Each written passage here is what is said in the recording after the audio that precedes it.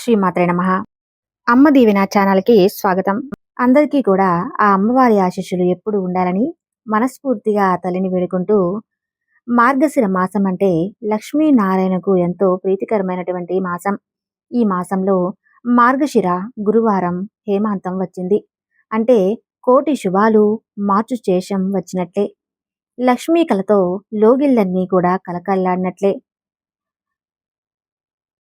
ఎటు విన్నా లక్ష్మీ నమస్తుభ్యం, ఎటు చూసినా నమస్తేస్తు మహామాయే అంటూ మన మాతితో స్తుతించడం, పూజించడం కనులు విందుగా వినిపిస్తూనే నవీన చేస్తుంటుంది.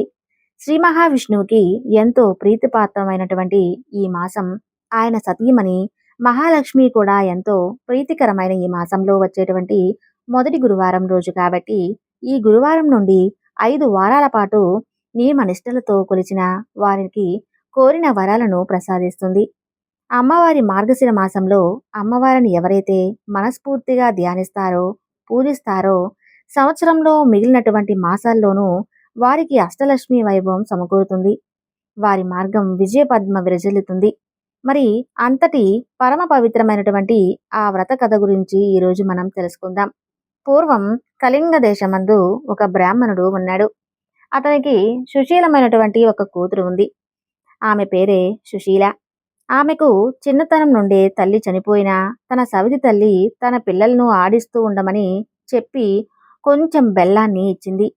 ఆ సుశీల సవితి పిల్లలను ఆడిస్తూ ఇంటి వద్ద సవితి తల్లి మార్గశిర లక్ష్మీ పూజ చేయటం చూసి ఆమె కూడా మట్టితో మహాలక్ష్మిని చేసి జిల్లేడు పూలతోనూ ఆకులతోనూ పూజ చేసి ఆడుకోమని ఇచ్చినటువంటి ఆ బెల్లాన్ని నైవేద్యంగా పెడుతూ ఆటలాడుకుంటూ ఉండేది.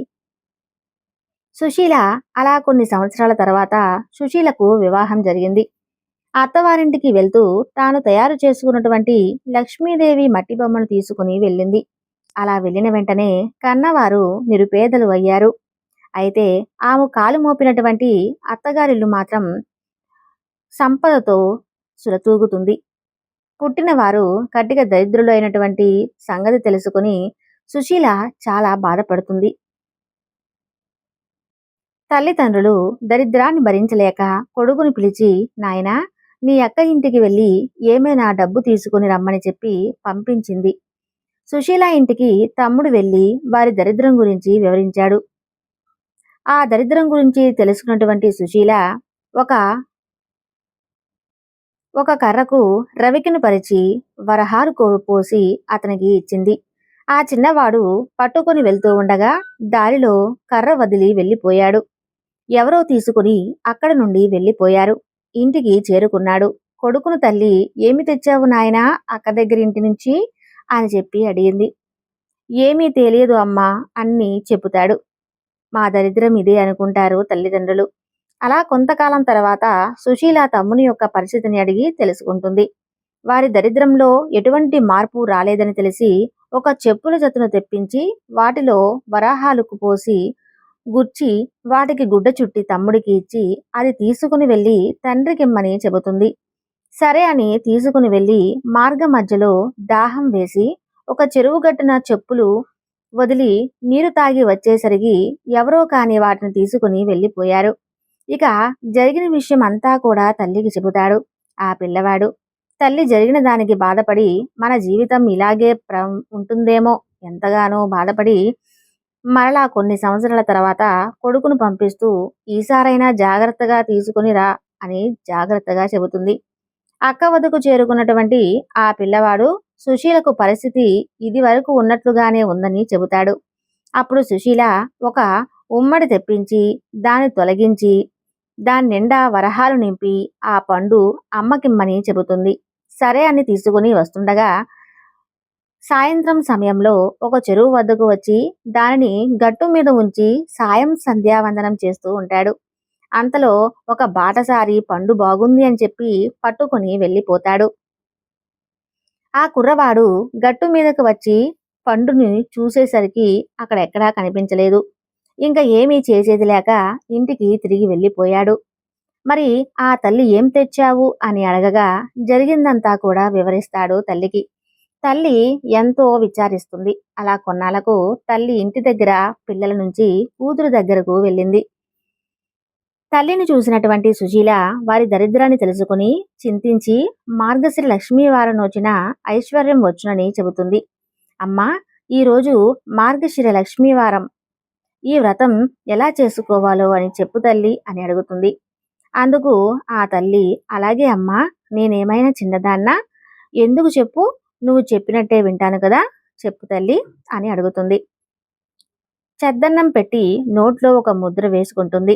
కూతురు వచ్చి, అమ్మా స్నానం చెయ్యి, మనం చేసుకుందామని చెబుతుంది.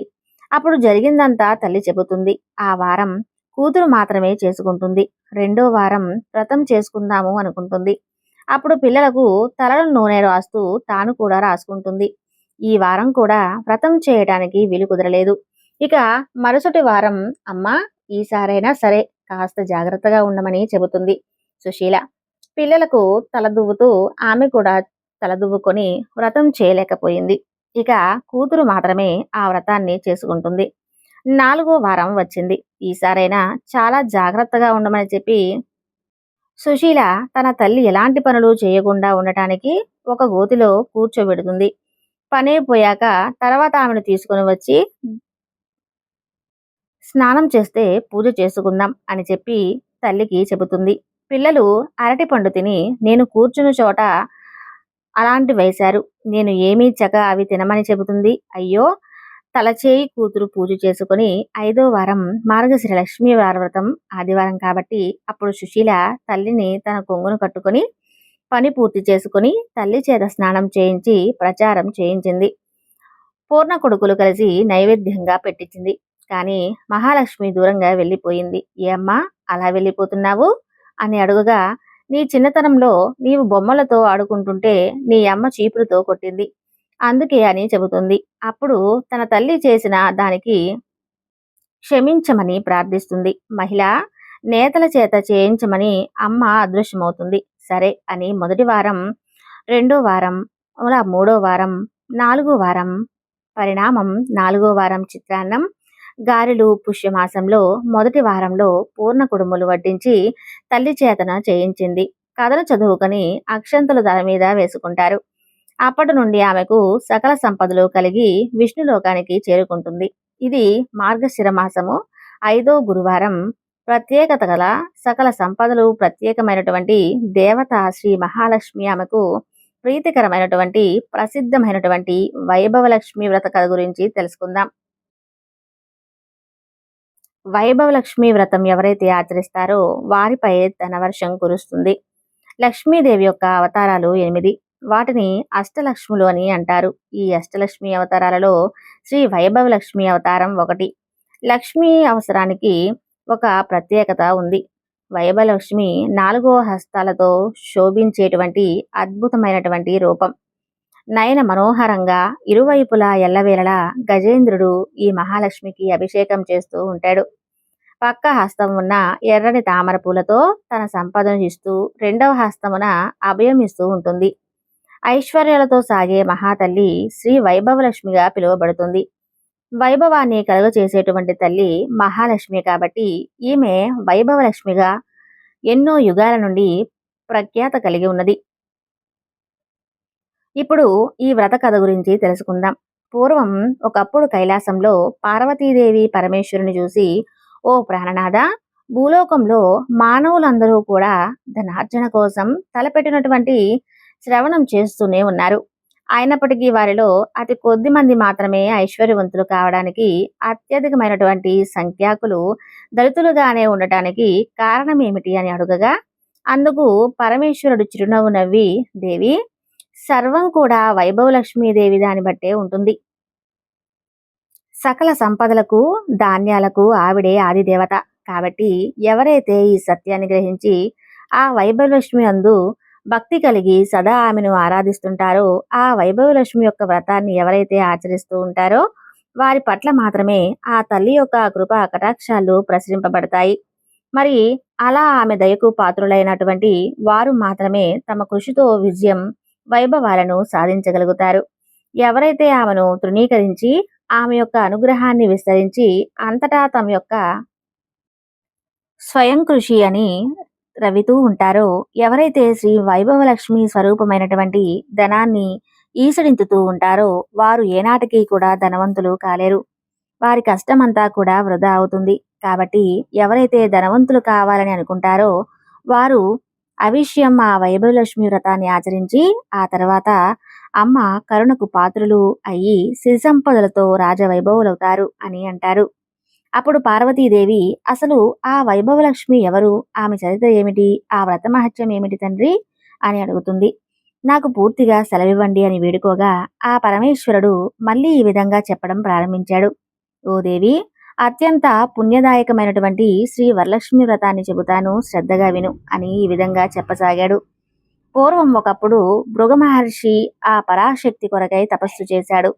అందుకు ఆమె సంతోషించి ఆ మునికి ప్రత్యక్షమై ఏం వరం కావాలో కోరుకోమని అడిగింది. అప్పుడు మహర్షి ఆమెకు నమస్కరించి, ఈ ప్రపంచం మొత్తం కూడా 3 ముఖ్యమైనటువంటి అవసరాలు ఉన్నాయి. వాటిలో శక్తి, యుక్తి, భుక్తి అనేటువంటి వాటిపైనే నడుస్తుంది. మరి మహిమాన్యమైనటువంటి ఈ యొక్క పార్వతీ పరమేశ్వరునికి అర్ధాంగిగా సేవించబడుతూ ఉంది. ఇక నీ యొక్క విద్యాకళ సరస్వతి బ్రహ్మతో మసులుతుంది.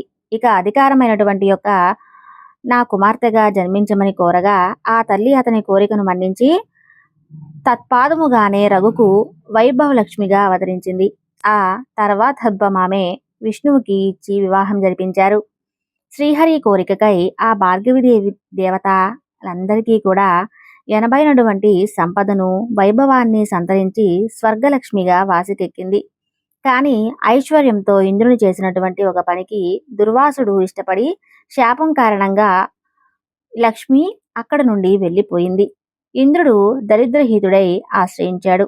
భార్య వివాహం అయినటువంటి విష్ణు కూడా ఆలోచించి లక్ష్మి అనేటువంటి క్షీరసాగరాన్ని మదించడం వల్ల తిరిగి లక్ష్మి పొందవచ్చని చెబుతాడు. ఆ కారణంగా దేవాసురులు మందరగిరిని కవ్వంగాను వారికి ఎటువంటి మహాసర్పాన్ని కాపుదాటి అమర్చి క్షీరసాగరాన్ని మరింతగా వైభవలక్ష్మి తిరిగి మరణాలు కారణం వర్ణించింది. ఆ సమయంలో ఇంద్రాది దేవతలు చేసినటువంటి ప్రార్థనను మన్నించి ఆ తల్లి ఏ మూడుగా భావించింది. ఆ 8 మూర్తులే ఆదిలక్ష్మి, ధాన్యలక్ష్మి, ధైర్యలక్ష్మి, రాజ్యలక్ష్మి, సంతానలక్ష్మి, విజయలక్ష్మి, విద్యాలక్ష్మి, ధనలక్ష్మి.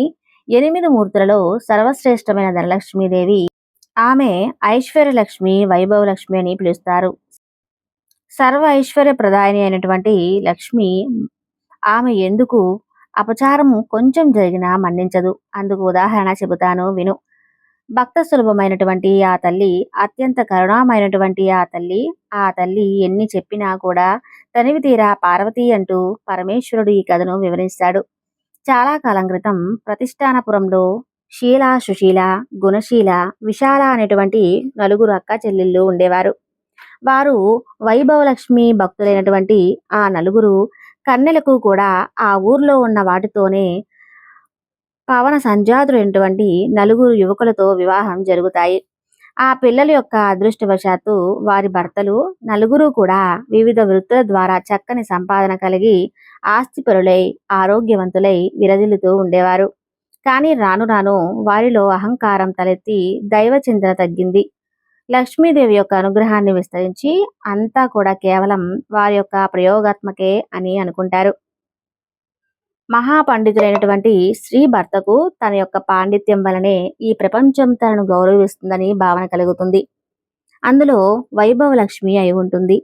నా నోట్లో విద్య ఉంది, ఎంత గొప్పవారైనా సరే నాకు డబ్బులు ఇచ్చి సన్మానించే ఏం చేస్తారు అని భావిస్తారు. ఎంతటి ధనవంతులైనా తన విద్య ముందు బలాదూరని అనుకుంటారు. అందుకు ఆ వైభవలక్ష్మి దేవి కోపగించి అతడికి తగినటువంటి గుణపాఠం చెప్పాలి అనుకుంటుంది. అంతటిలో అతని సంపాదన పూర్తిగా పోతుంది. అతని పాండిత్యానికి విలువ లేకుండా పోతుంది. సంపాదించిన ధనమంతా కూడా ఖర్చయిపోతుంది. చివరకు కట్టు బట్టలతో మిగిలిపోయాడు. అతనికి ఏ దారి కూడా కనిపించలేదు. సమాజం అతన్ని దూరంగా నెట్టివేసింది. అతని కుటుంబం మొత్తం ఆకలి దప్పులతో అలమటిస్తూ ఉన్నారు. ఇక సుశీల భర్త ఆ స్థానంలో ఉపసభాపతిగా ఉండేవాడు. ఒకానొక యుద్ధంలో అపూర్వమైనటువంటి విజయాన్ని సాధించి ఆ రాజు చేత గౌరవించబడే అహంకారంతో తన బలం ముందు ప్రపంచమంతా కూడా దాసోహమివ్వనని విరివిగా సాగాడు. తన యొక్క ధనార్జనకు తన బలమే కారణమని భయపడ్డాడు. అందుకు ధనలక్ష్మి యొక్క ప్రమేయం ఏమాత్రం లేదు అని అనుకుంటాడు. అందుకు ఆ మొదలు ఆగ్రహిస్తుంది లక్ష్మీదేవి. అంతటితో అతనికి ఉన్నట్నుండి ఆస్తి మొత్తం నశించిపోతుంది. అనుకోని వాళ్ళతో ఒక కొత్త ధనవంతుడితో గొడవకు దిగుతాడు.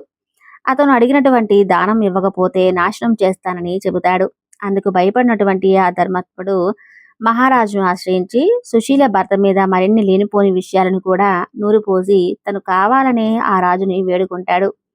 వెంటనే రాజు తన యొక్క సేనలను పంపించి సుశీల భర్తను బంధించి తీసుకుని రమ్మని చెబుతాడు. ఆ రాజభటులు అతన్ని బంధించి రాజు వద్దకు నిలుపుతారు. న్యాయస్థానంలో రాజు అతన్ని విచారించి అతని యొక్క ఆస్తిపాస్తులన్నిటినీ కూడా స్వాధీనం చేసుకొని అతన్ని చెరసాలలో బంధిస్తారు. ఈ విధంగా సుశీల కాపురం కష్టాల్లో పడుతుంది.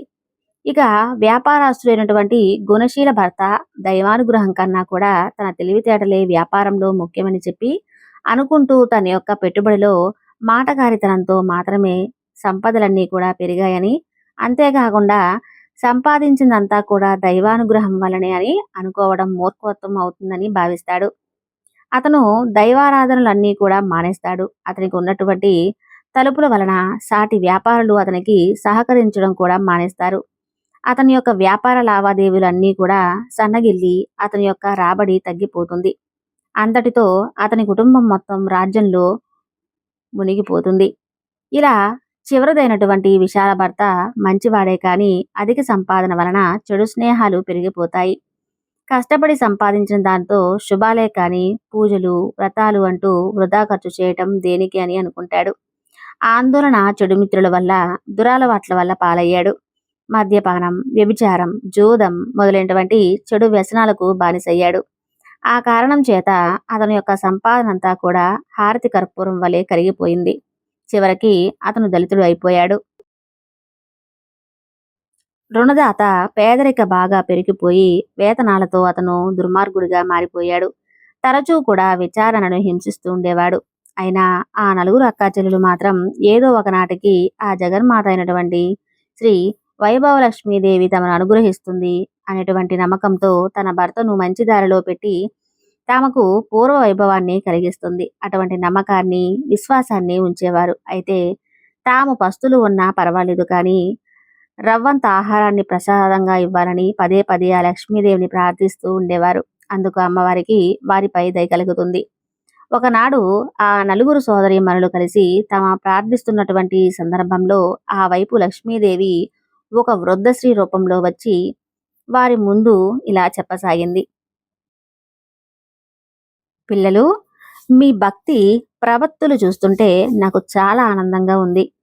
ఏ వైభవలక్ష్మి అనుగ్రహానికి మీద విపరీతంగా ఆవేశపడుతున్నారో ఆ వైభవలక్ష్మి ప్రసాదం త్వరగా తినేటువంటి మార్గం చెబుతాను వినండి. తక్షణమే మీ అక్కా చెల్లెలు నలుగురు కలిసి వీళ్ళల్లో వైభవలక్ష్మి వ్రతాన్ని ఆచరించండి. చెప్పిందంతా కూడా వినడం వంటి అక్కా చెల్లెలు అత్యంత సంక్లిష్టమైన వేళ. అందుకు ఆ వ్రతాన్ని ఏ విధంగా చేయాలి, ప్రస్తుతం మేము దళితులంగా ఉన్నాం, ఆ వ్రతానికి ఎంత ఖర్చు అవుతుందో అని ప్రశ్నించారు. అందుకే ఆ వృద్ధమాత చిరుమందహాసం చేస్తూ ఇలా చెబుతుంది. ఇదేమీ ఖర్చుతో కూడినటువంటి పనేమి కాదు సుమా. ఎప్పుడైనా సరే 4 లేదా 6 లేదా 8 అంతకు మించి 11 లేదా 21 గురువారం కానీ శుక్రవారం కానీ ఈ వ్రతాన్ని ఆచరించాలి.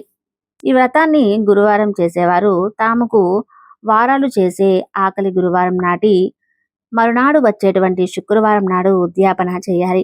శుక్రవారం చేసుకునేటువంటి వారు ఉద్యాపన చేసుకోవాలి శుక్రవారం నాడు. ముందుగా మీకు తోచినటువంటి గురువారం లేదా శుక్రవారం నాడు కానీ ఉదయమే లేచి కాలకృత్యాలు తీర్చుకొని ఇంటిని అలంకరించుకొని ఎలాంటి కోసుకొని అమ్మవారి వైభవలక్ష్మీదేవి ఫోటోని ఉంచి మొదలుకొని గురువారం లేదా ఇన్ని శుక్రవారాలు నియోజకవర్గాన్ని ఆచరిస్తున్న తల్లి నాకు అందుకు తగినటువంటి శక్తిని ప్రసాదించు. నేను చేసేటువంటి వ్రతంలో సంతృప్తివై నా కోరికలు నెరవేర్చు తల్లి అని అనుకోవాలి. ఇక ఆ రోజంతా కూడా ఉపవాసం ఉండి సాయంత్రం సూర్యాస్తమయం తర్వాత పూజను ప్రారంభించాలి. ఈ ప్రధానికి ఖర్చు కన్నా కూడా శుభ్రతలు సమాచార పాలనలో ఎంతో ముఖ్యం. పూజ ప్రారంభించవలసినది సాయంత్రం సూర్యాస్తమయం తర్వాత తూర్పు లేదా ఈశాన్య గదిలో శుభ్రంగా అలికి పంచవర్ణంతో కానీ లేదా బియ్యపు పిండితో గాని అష్టదళ పద్మాలు మొదలైనటువంటి ముగ్గుని పెట్టి దాని మీద నూతన వస్త్రాన్ని చిత్రంగా కొచ్చి ఆ వస్త్రం మీద తగినన్ని బియ్యం పోసి దాని మీద బంగారం లేదంటే వెండి లేదా రాగి చెంబు కలశంగా అమర్చి అందులో 4 తమలపాకులు లేదా మామిడి ఆకుల నుంచి వాటి మీద కొబ్బరికాయను దాని మీద ఒక రవికెల గుడ్డను పెట్టి ఆ పిమ్మట ఒక ఎర్ర పాత్రలో నీటిని పోసి ఒక బంగారు లేదా వెండి నాణెము ఉంచాలి. అంతకు కూడా శక్తి లేని వారు ఆ సమయానికి చలామణిలో ఉన్నటువంటి నాణాన్ని ఉంచాలి. నేతితో దీపాన్ని వెలిగించి అగరొత్తులతో దీపాన్ని వెలిగించాలి. అమ్మవారి లక్ష్మీ గణపతి అన్నా కూడా శ్రీచక్రం అన్నా కూడా ఎంతో ఇష్టం. కాబట్టి ముందుగా లక్ష్మీ గణపతికి శ్రీచక్రాన్ని పూజించి ఆ తర్వాత వైభవ లక్ష్మిని అర్జించాలి. పూజలో తీపి పదార్థాన్ని నివేదన చేయాలి. ఈ పూజలో వెండి, బంగారం లేని పక్షంలో పసుపు కొమ్మల నుంచి పూజించాలి. ఈ పూజలో తీపి పదార్థం చేయలేని వారు బెల్లం పటిక, బెల్లం పంచదారను నివేదన చేయాలి. ఏదైనా కానీ నలుగురికి పంచగలగాలి. పూజ అనంతరం బంగారం, వెండి నాణాన్ని భద్రపరుచుకోవాలి. కథలోని సంతానాన్ని కోరుకునేవారు మామిడి చెట్టు మొదట్లో సౌభాగ్యాన్ని కోరుకునేవారు తులసి చెట్టు మొదట్లో అనుకూల దాంపతిని కోరుకునేవారు మల్లె చెట్టు లేదంటే ఇంకేదైనా పూల చెట్టు మొదట కోయాలి. కేవలం ధనాకాంక్ష లేని వారు ఈ నీటితో తాము మాత్రమే స్వీకరించాలి. ఆ తర్వాత మండపం మీద బియ్యాన్ని పోయాలి. నిష్ఠగా ఈ వ్రతాన్ని ఆచరించిన వారికి అవివాహితులకు వివాహం జరుగుతుంది. దరిద్రులు ధనవంతులవుతారు. ఏ కోరికలు ఉంటే ఆ కోరికలు తప్పకుండా నెరవేరుతాయని ముగించింది. ఆ వృద్ధమాత అదంతా విన్నటువంటి ఆ ఖర్చుకు నలుగురు తక్షణమే వారి వారి తాహతు పట్టి 21 వారాల పాటు ఈ వ్రతాన్ని మొక్కుకున్నారు. మరుసటి శుక్రవారమే ప్రధాని అని ఆరోపించారు. ఆ నలుగురు కూడా కడు పేదవాళ్ళు ఉండటం చేత రాయలసీమ నాడు అందరికన్నా అధిక దరిద్రులైనటువంటి సుశీల కళాశాలలో రాగి నాణాన్ని ఉంచి పూజించింది. సుశీల రూపాయి నాణాన్ని ఉంచి కొచ్చింది. అటువంటి నాణి ఉంచింది. చివరిదైనటువంటి విశాల తన యొక్క ముఖ్యం నుంచి ధనలక్ష్మిగా ఆరాధించేది ఎవరు? ఏ రూపాయలు ఆరాధించినప్పటికీ వారి యొక్క నిర్మలమైనటువంటి భక్తిని స్వీకరించే తల్లి ఆ వైభవలక్ష్మీదేవి వారు రథం ప్రారంభించినటువంటి అతి కొద్ది సమయంలోనే భర్త యొక్క పాండిత్యం ప్రాచుర్యం పొంది అందరిచే గౌరవించబడే తిరిగి అతనికి సంఘంలో గౌరవ మర్యాదలు లభించాయి. ఆ తర్వాత వారు ఉన్నతులయ్యారు. సుశీల ఆచరించినట్టు ఫలితంగా వారి రాజ్యానికి ఒక యుద్ధం ఏర్పడింది. ఆ యుద్ధం నిమిత్తం అంతకు పూర్వమే లబ్ధ ప్రతిష్ఠుడైన సుశీల భర్తను విడుదల చేసి అతన్ని గణపతిగా అభిషేకించి ఆ తర్వాత యుద్ధానికి పంపాడు. ఆ యుద్ధంలో అమ్మవారి దయ వలన సుశీల భర్త విజయం సాధించడంతో అతన్ని గత నేరాలన్నీ కూడా మార్పించేసి దళపతి పడ్డాడు. అతడితో సుశీల కుటుంబం బాగుపడింది. ఆకస్మికంగా ఏర్పడినటువంటి వ్యాపార మార్పుల వలన కొన్ని ప్రత్యేకమైన దినుసులు ఎగుమతి దిగుమతి విషయంలో గుణశీల భర్త వెలుగులోకి వచ్చాడు. ఇతర వ్యాపారస్తులు అందరూ కూడా అతనిని ఆశ్రయించారు. సహజంగానే తెలియగలిగినటువంటి గుణశీల భర్త ఆ అవకాశాన్ని వినియోగించుకుంటాడు. తద్వారా వారి కుటుంబం కూడా పూర్వ వైభవాన్ని కోలుకున్నారు. ఇక చివరిదైనటువంటి విశాల ప్రారంభం చేయగానే అమ్మవారి దయ వలన ఆమె భర్త క్రమంగా చెడు వ్యసనాలు అన్నీ కూడా ఒకదాని తర్వాత ఒకటి వదిలేశాడు. తన కుటుంబం పట్ల ఎంతో శ్రద్ధ కనబరిచారు. వారి కుటుంబం కూడా పూర్వంగానే సుఖ సంతోషాలతో జీవించసాగింది. కాబట్టి స్త్రీలు కానీ పురుషులు కానీ వృద్ధులు కానీ పిల్లలు కానీ ఎవరైనా కానీ తను పూజించిన తక్షణమే అమ్మ కరుణించే వారి కోరికలను తప్పకుండా నెరవేరుస్తుంది. ఇది వైభవ లక్ష్మీదేవి యొక్క ప్రత్యేకత. ఈ వివరణ మీకు నచ్చింది అని అనుకుంటున్నాను. నచ్చితే తప్పకుండా లైక్ చేసి మరికొంతమందికి షేర్ చేయండి. ధన్యవాదములు.